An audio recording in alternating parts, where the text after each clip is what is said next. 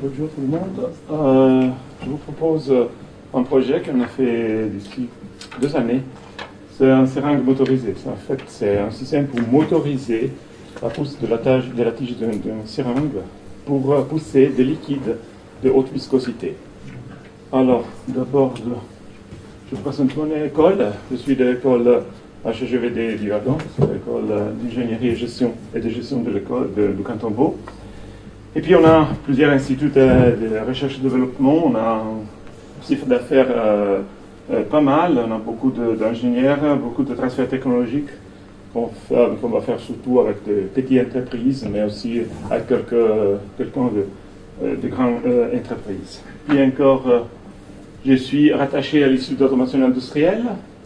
Et ici, on va travailler dans plusieurs activités d'automation, de contrôle moteur, mais aussi il y a aussi un petit boule d'activité dans le domaine de l'ingénierie médicale.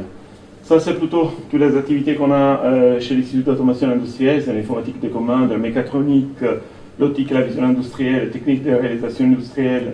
Il y a encore une filière de robotique, il y a aussi encore presque plusieurs parties de la partie d'ingénierie médicale de l'école d'ingénieurs du Verdon est rattachée à l'Institut d'automation industrielle. Et puis encore, on a de l'électronique industrielle, l'énergie renouvelable et des choses comme ça. Et puis encore, on a dans l'école un groupe d'ingénierie médicale qui est plutôt un institut, n'est pas un institut formellement, c'est un institut transversal parce que plusieurs profs, plusieurs assistants qui travaillent dans l'école appartiennent d'une fois à l'institut réglementaire et puis après on va travailler, on va se présenter plutôt comme un institut dehors, comme un institut d'ingénierie médicale. Et ici on a plusieurs activités.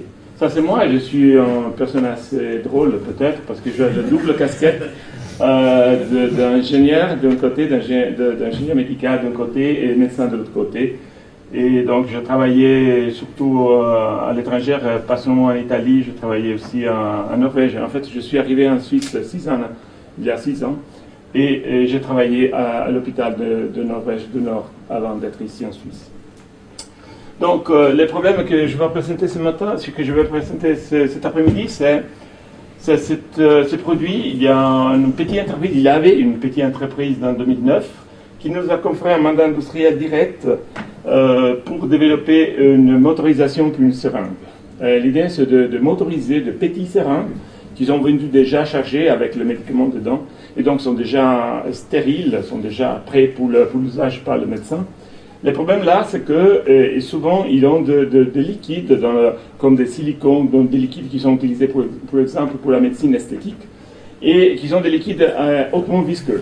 Donc ça veut dire qu'il faut pousser avec une force assez importante, de l'ordre de 5 kg même. Et en fait, le spec qu'ils nous ont donné, c'est d'avoir un système qui est capable de pousser 5 kg sur une petite seringue. Et donc, le problème, c'est que le médecin, au moment qu'il va pousser ce type de choses sur les lèvres d'une femme qui veut être bien traitée, ou bien en proximité de l'œil, ça va devenir quelque chose un petit peu dangereux.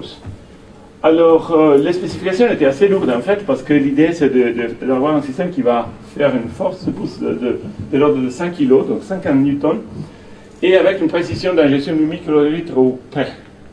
Donc ça veut dire aussi de gérer bien toute la partie de micromécanique, de gérer bien toute la partie, tous les jeux de la mécanique pour pouvoir assurer ce type de choses, qui a été testé après avec une balance de précision. Donc on n'avait pas la possibilité de tricher parce qu'on va mesurer ce qui sort. Et puis donc, l'idée c'est aussi d'avoir un système terriblement miniaturisé, et je peux vous montrer le système maintenant, donc maintenant que je vais présenter la chose. Ça c'est le système en fait.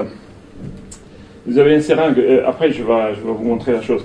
On a une seringue normale comme ça, qu'on va être mis, donc vous pouvez imaginer que ça c'est comme une sorte de cartouche qu'on va mettre ici. Donc la cartouche est déjà stérile, la guille va être mise après. Pour le moment, vous n'avez pas peur de la guille qui a été rendue inoffensive, donc il n'y a pas de problème pour le moment, vous pouvez toucher tranquillement. Puis on va donc charger la microseringue. C'est un microseringue du commerce, hein. Il n'y a pas de choses particulières. La chose qu'on a fait, c'est toute la partie micromécanique pour la pousse. Et puis encore toute la partie électronique pour gérer toute l'électronique avec une batterie rechargeable. Tout ça va être programmé par la connexion USB. Ça veut dire que le médecin, il va programmer la chose parce qu'on peut programmer plusieurs différents types de contrôles. Et puis il a une batterie rechargeable qui va être rechargée avec le USB.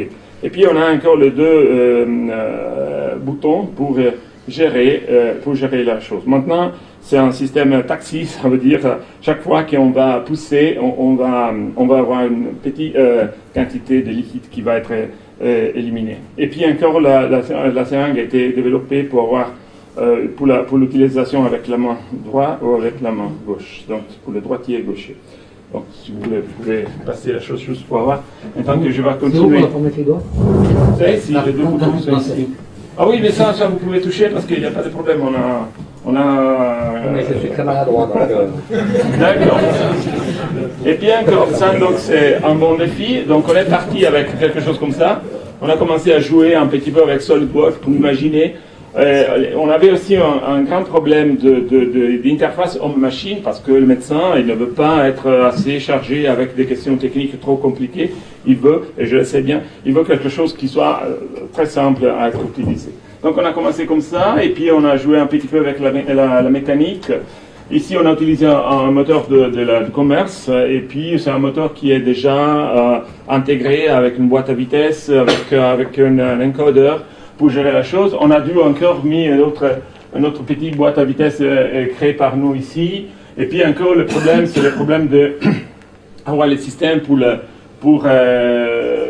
prendre la tige et puis pour déplacer la tige. Ça, c'était un problème terrible au niveau des frottements surtout, parce que, comme vous pouvez bien imaginer, au moment qu'on va pousser 5 kg, on a des problèmes de frottement assez particuliers.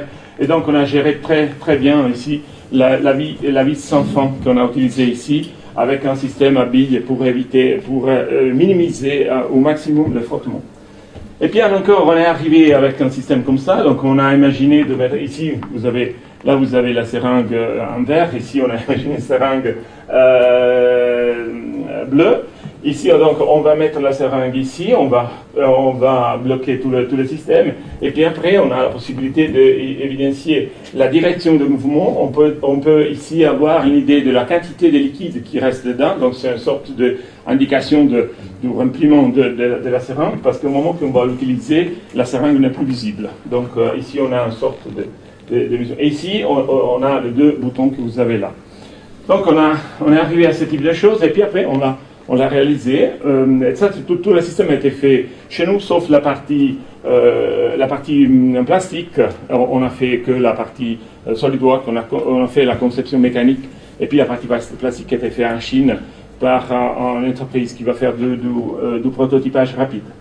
On est arrivé ici, les résultats ont été pas mal parce qu'il utilise des cartouches de seringue avec 1 millilitre de quantité, avec une force maximale de poussée de 5 newtons, donc c'est presque 5 kg. On a la possibilité de faire un contrôle start-up continu avant-arrière. On a des alarmes, c'est clair, des alarmes pour quand on arrive au bout.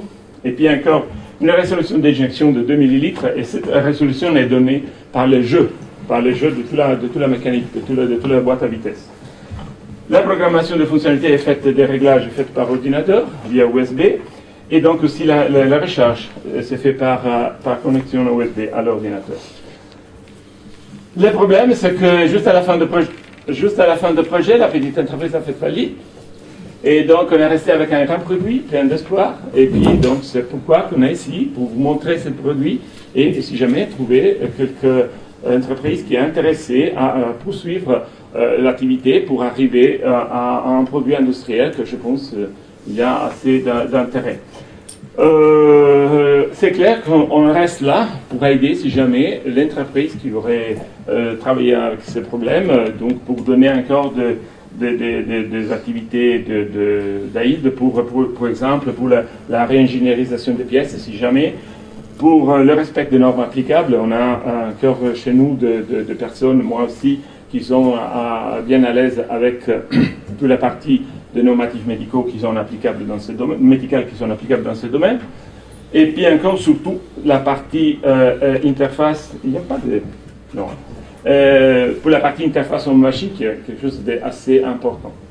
Et puis encore, n'est pas seulement pour le médical, parce qu'on peut imaginer de l'utiliser pour le food processing, pour la parfumerie, par exemple. On a eu quelqu'un qui nous a demandé de faire des systèmes de seringues intégrés pour mélanger tout le parfum dans la parfumerie, pour gérer des choses particulières, pour créer des mélanges particuliers. Pour la vétérinaire aussi, encore pour le montage, pour le collage industriel, où il faut dépenser une quantité bien précise de colle, et encore aussi pour les pharma. Et donc ça c'est tout. Merci de votre intérêt. Vous avez une idée des compétences qui seraient utiles pour faire ce pas industrialisation? Je pense que les compétences de cette entreprise. On est presque arrivé au bout. Comme vous pouvez voir, on a presque déjà développé tout. Je pense que la distance entre ces prototypes et un système industriel final n'est pas très très grande. Donc on est presque au bout d'une application industrielle. Ce qu'il faut, c'est plutôt une activité commerciale. Ça veut dire étudier bien les marchés, savoir comment il faut la présenter, étudier vraiment. Je pense que ça, d'un côté, peut être considéré comme un système de niche, mais pas du tout. Donc, il faut avoir un petit peu de créativité au niveau commercial pour vérifier bien au niveau commercial comment ça se passe. Et puis après, voir, peut-être qu'on peut imaginer de créer un système peut-être moins performant pour des applications plus simples, et puis garder ce système assez précis pour des applications médicales. Ça dépend. Mais en tout cas, ce qu'on a besoin, c'est une entreprise qui travaille, qui a vraiment le pouce du marché, et donc qui est capable de travailler dans le domaine commercial plutôt que dans le domaine technique, parce qu'au niveau technique, plus ou moins, on est déjà au bout. Merci beaucoup. J'aurais peut-être une petite question. Est-ce que vous avez déjà pris des contacts avec des sociétés qui travaillent plus ou moins dans le même domaine d'activité? Au Suisse romand, il y en a quelques-unes déjà. Oui. Non, pas encore. On a pris, après ça, on a eu un contact avec une entreprise qui voulait faire un système comme ça, mais pour le perçage ou pour une scie au niveau médical. Ça veut dire au niveau chirurgical. Et c'est une entreprise qui est basée très loin, c'est à Porrentruy, c'est vers la fin de la Suisse. C'est pas si loin que ça. C'est pas si loin que ça. Pour nous, ça. Mais cette entreprise n'était pas vraiment capable d'étudier le marché et donc de proposer ce type de projet. Là, vous avez perdu du temps. Oui. Non, je vais lui montrer que c'est pas si loin que ça. Voilà. Merci beaucoup. Prenez contact avec moi la semaine prochaine. Bon, S'il vous plaît. Parce que j'ai peut-être des connexions avec des entreprises qui pourraient vous intéresser.